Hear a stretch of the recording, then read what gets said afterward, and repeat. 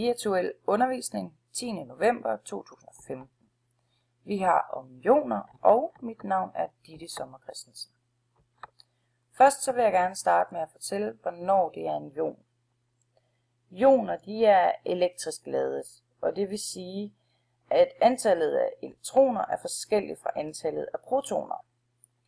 Og udover det, så er der også en forskel i elektronnegativiteten på over 1,8. Når atomer de optager eller afgiver elektroner, så er det så, at der dannes de her ioner. Og det hænger sammen med oktetreglen. Oktetreglen den går ud på, ja, det er sådan set stort set det samme som ædelgasreglen. Det er en betegnelse for grundstoffer, der ønsker at optage eller afgive elektroner, som der så yndigt står.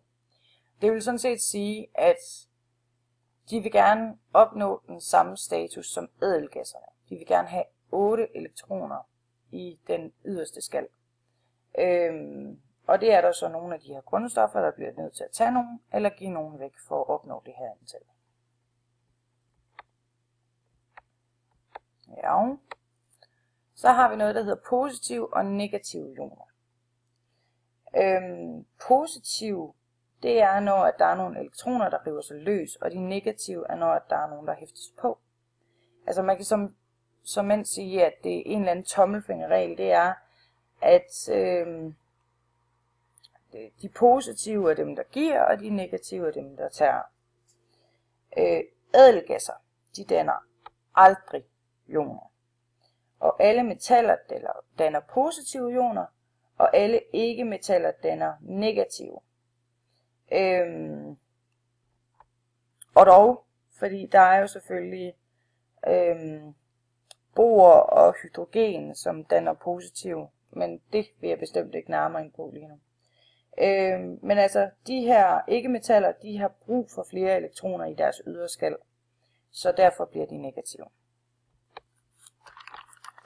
Så har vi lige nogle små hurtige, for lige at kunne opnå de hurtige 3 minutter der. Der er noget, der hedder ionisering.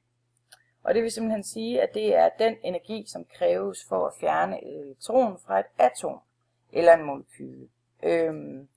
Altså energien, der er for at fjerne elektronen, det er det, der kaldes ionisering.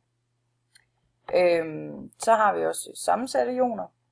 Og sammensatte ioner, det er sådan set egentlig ret simpelt, fordi en simpel ion, det er et enkelt atom, og en sammensat ion er 2 atomer i en ion.